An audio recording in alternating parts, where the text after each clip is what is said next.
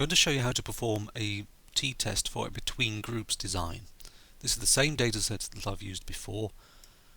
We have response times in two conditions, quiet and noisy, and we have two cases filtered out because when we examine the data they prove to be statistical outliers. They'd taken much longer to perform the task than everybody else, so it looked like effectively they hadn't performed the same task as everybody else had.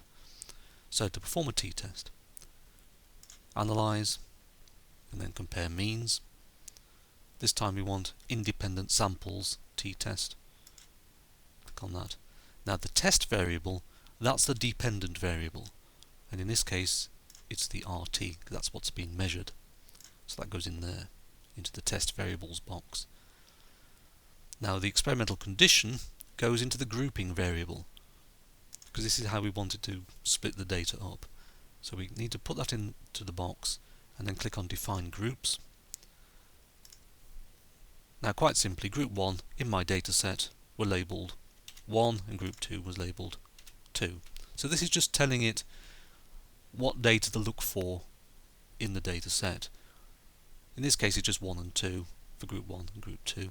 If we had more groups, say we had groups 1, 2, 3 and 4, this becomes more important to specify the values, because we might want just to compare group 1 and 3 or group 2 and 4. This is why we have to tell it. It's not clever. It doesn't automatically go into know which two groups you want to look at. So click continue, then click OK. Right, so this is the t-test result in the output window. RT is quite noisy. We've got 49 people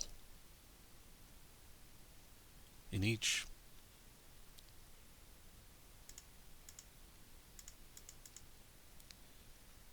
Now you get a slightly different output here. So we get the means 734 and 765 standard deviations as normal.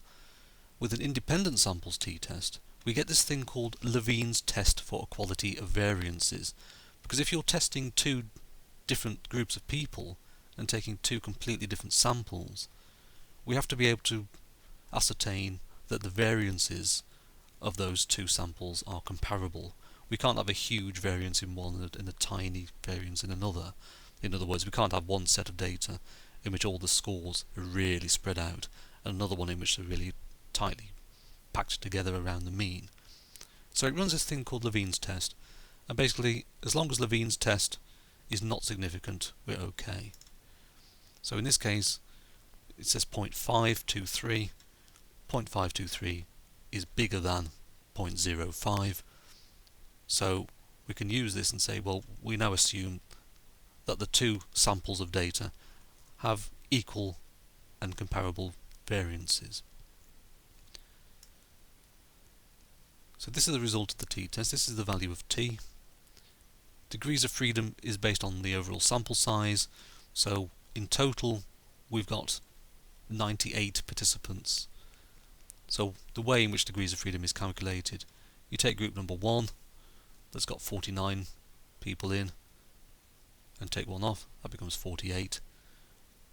Take the second group that's got 49 people, take one off, is 48. 48 plus 48 gives you 96. This is the significance. Got 0.277. So in this case we can see that 0.277 is bigger than 0.05, so this shows us there was no significant difference between the means.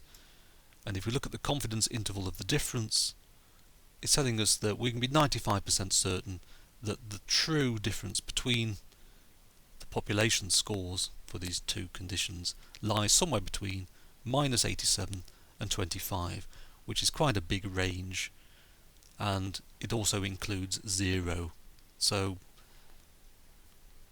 it means that there's a huge possibility that there's really no difference whatsoever between the populations. So those things tell us the same thing, that there's no significant difference, and the confidence interval includes 0. And that's it. That's a t-test for an independent samples from a between groups design experiment.